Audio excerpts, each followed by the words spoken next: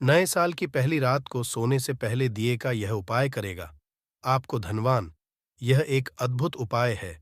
इस पवित्र मौके पर माता लक्ष्मी जी के आशीर्वाद से ही नहीं, बल्कि आपके जीवन में धन की वृद्धि होगी और आप करोड़पति बन जाएंगे। आपका घर खुशियों से भर जाएगा और आपकी सभी मनोकामनाएं पूरी होंगी। इस दिन आपकी पूजा और साधना क्रिया का विशेष है, क्योंकि शास्त्र यह लिखा है कि नए साल के दिन माता लक्ष्मी जी धरती पर वास करती है और उनकी से ही भक्तों पर अद्भुत आशीर्वाद बरसता है।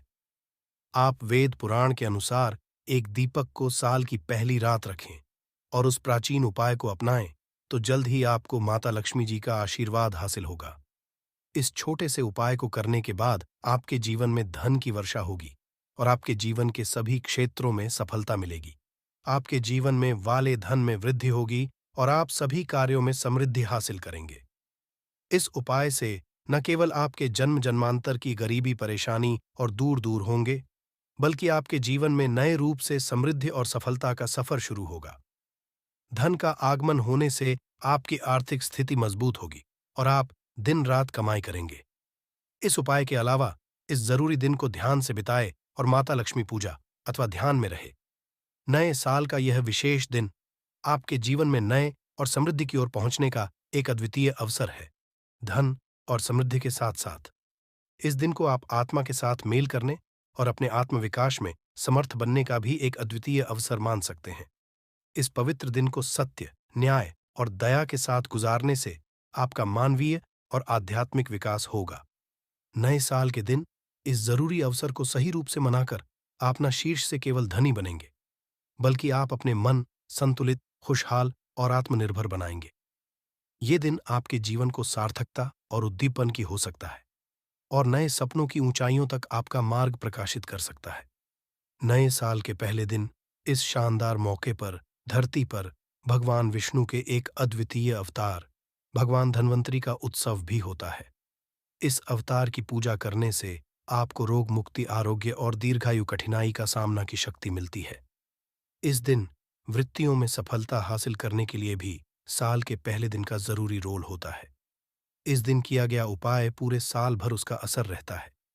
यह आपको व्यापार और कर्म क्षेत्र में उन्नति की ओर प्रेरित कर सकता है और आप अपने स्थानीय समुदाय में भी सकारात्मक परिवर्तन ला सकते हैं।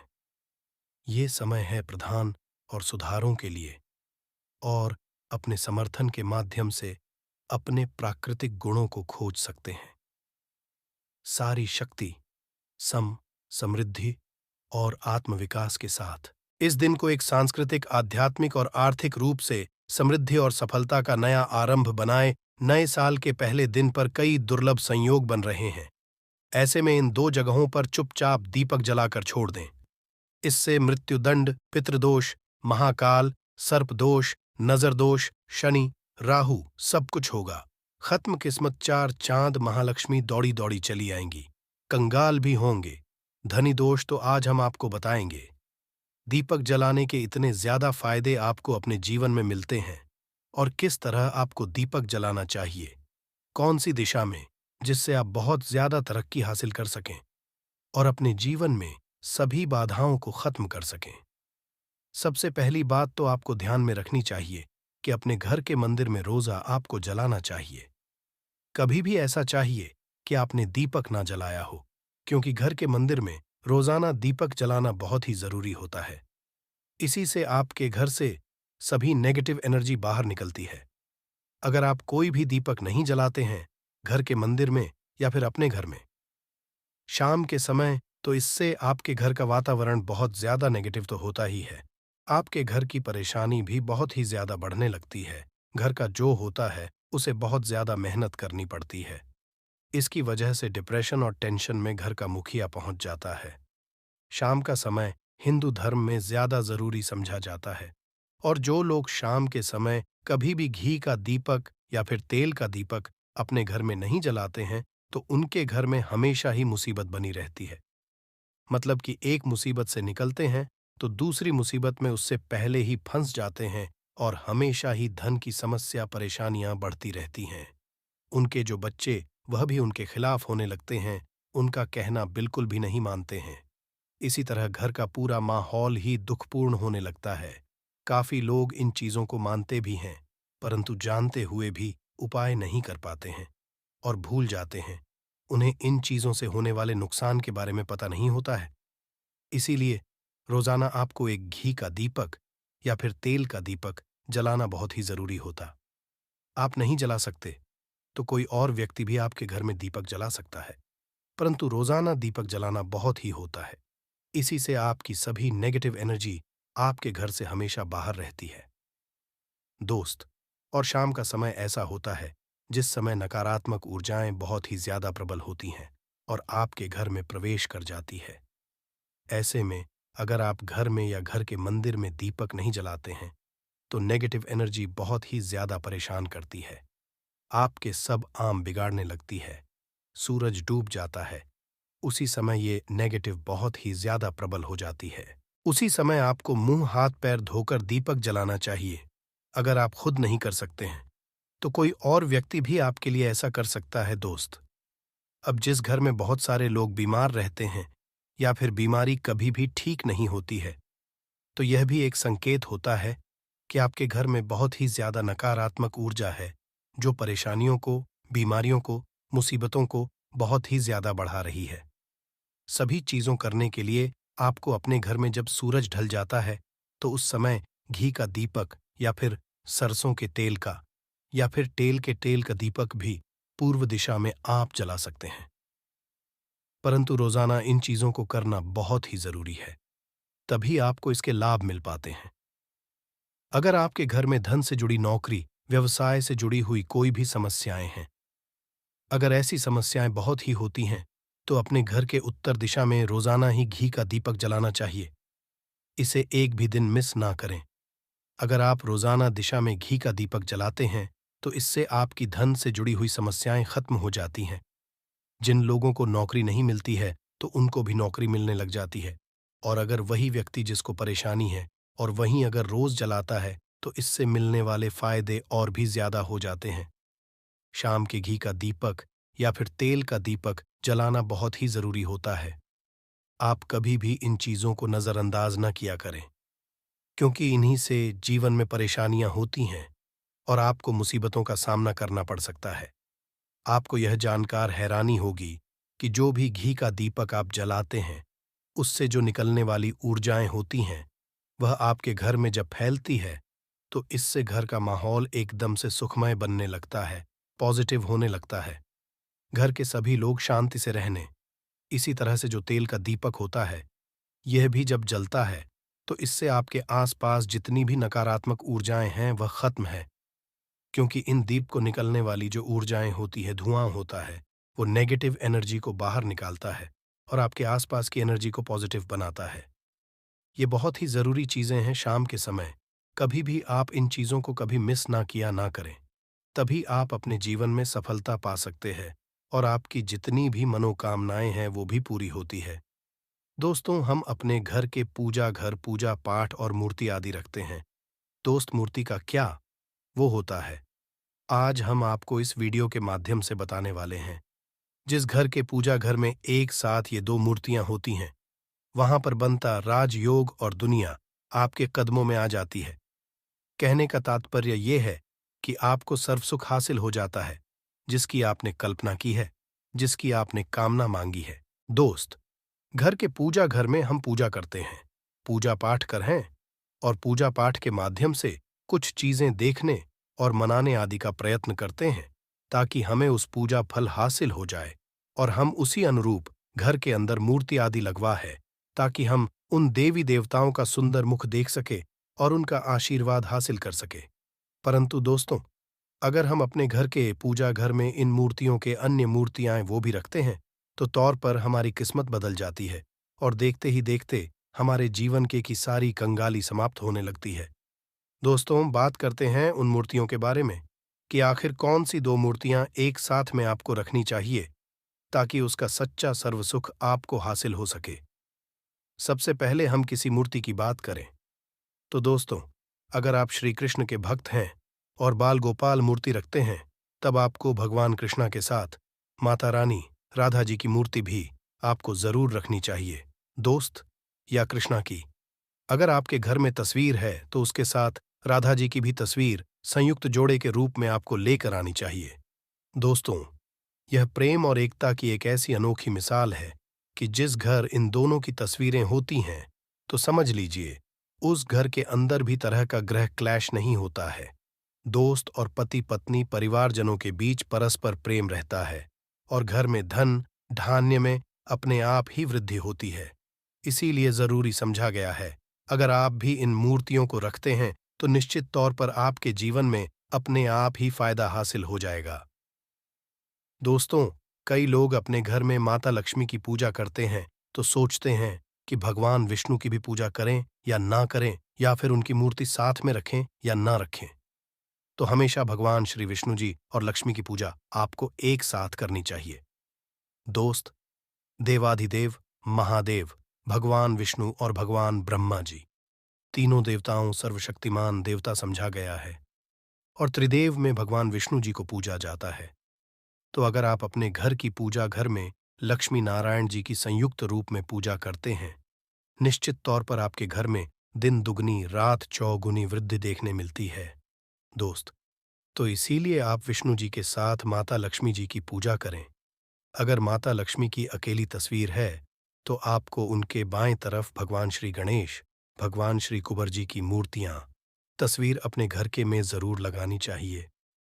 अगर आप माता लक्ष्मी जी के बाएं तरफ भगवान श्री गणेश जी की मूर्ति लगाते हैं या तस्वीर लगाते हैं तो आप निश्चित तौर पर लाभ हासिल होता है और देखते ही देखते जीवन के अंदर की कंगाली समाप्त होने लगती है और धन हासिल के लिए आपको लक्ष्मी गणेश जी की संयुक्त रूप से पूजा चाहिए।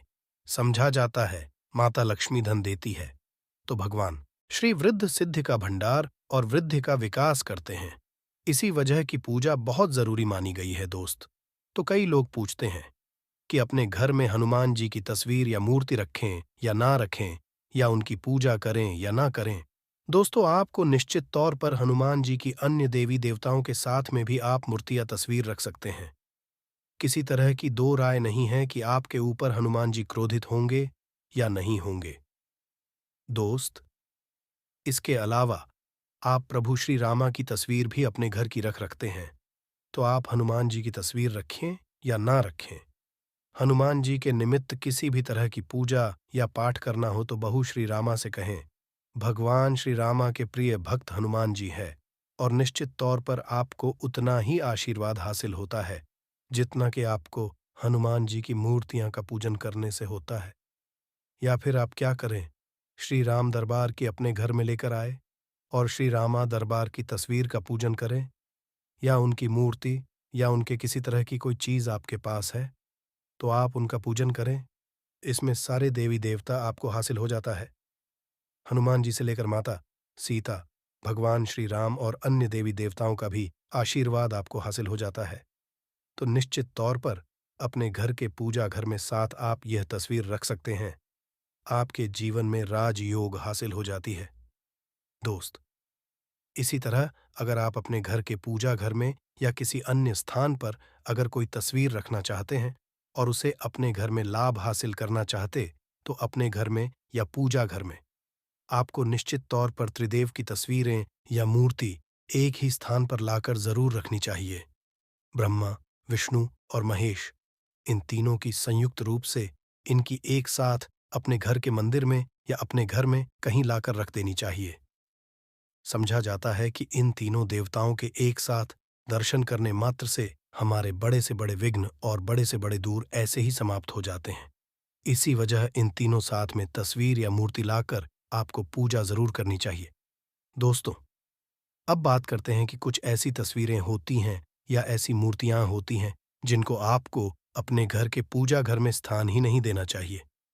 अगर आपने तस्वीर या मूर्ति को अपने घर के पूजा घर में दिया है तो समझ लीजिए कि आपको कंगाली का सामना करना पड़ेगा, फिर देवी देवताओं के क्रोध का सामना करना पड़ेगा।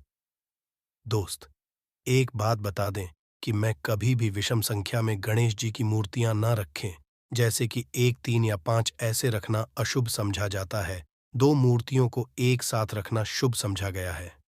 अगर आप सिर्फ गणेश जी की मूर्ति रखते हैं तो इसके अलावा किसी भी तरह की मूर्ति आपको नहीं रखनी चाहिए। दोस्त, और इन्हें स्थापित करते ध्यान दें कि जी चेहरा हमेशा घर के मुख्य दरवाजे की तरफ होना चाहिए, ताकि आपको अच्छे और सच्चे धन लाभ की हासिल हो। और इस घर अंगूठे से बड़े आकार का शिवलिंग आपको भूल कर भी नहीं रखना चाहिए।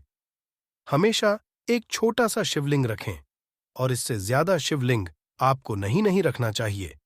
दोस्त, वैसे तो आपको अपने घर में शिवलिंग रखना ही नहीं चाहिए। उसके बाद भी अगर आप रखते हैं तो अंगूठे के आकार से बड़ा शिवलिंग आप नहीं रखना चाहिए। आप छोटा रख दें, और ध्यान रखें कि एक से ज्यादा शिवलिंग आपको भूल कर भी नहीं रखने हैं। अगर आप रखते हैं तो शिवलिंग के ऊपर आपको तुलसी भूलकर भी अर्पित नहीं करना चाहिए।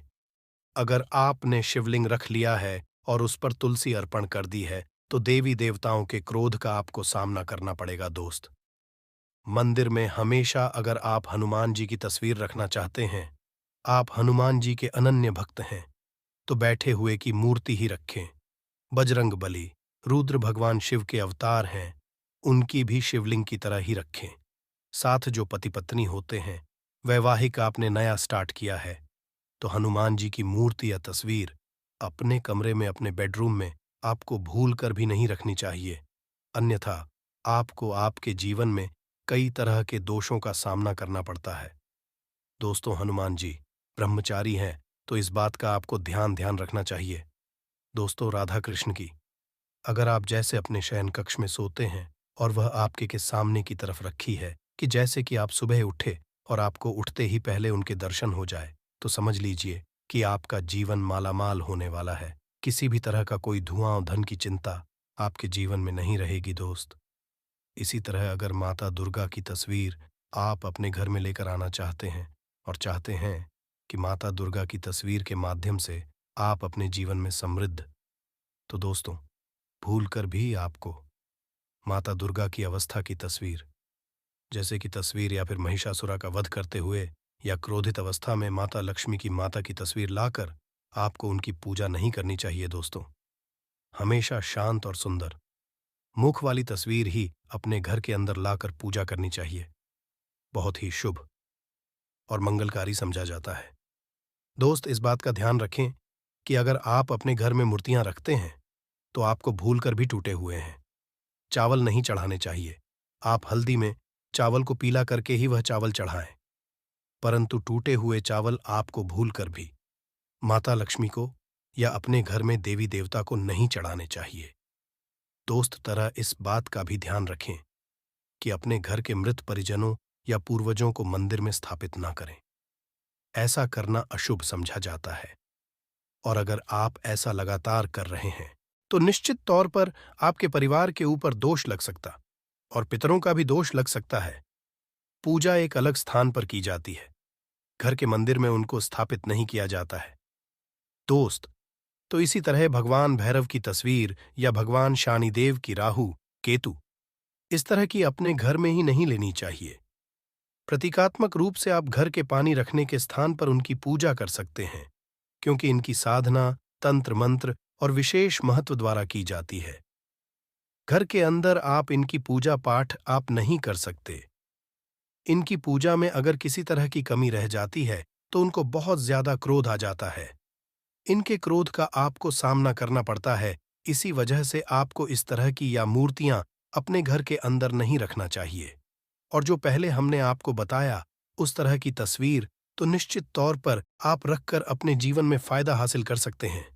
दोस्तों, अगर आप भगवान शिव से प्यार करते हैं तो कमेंट बॉक्स में लिखें महादेव शिवाय जय शंकर। एक लायक तो बनता है।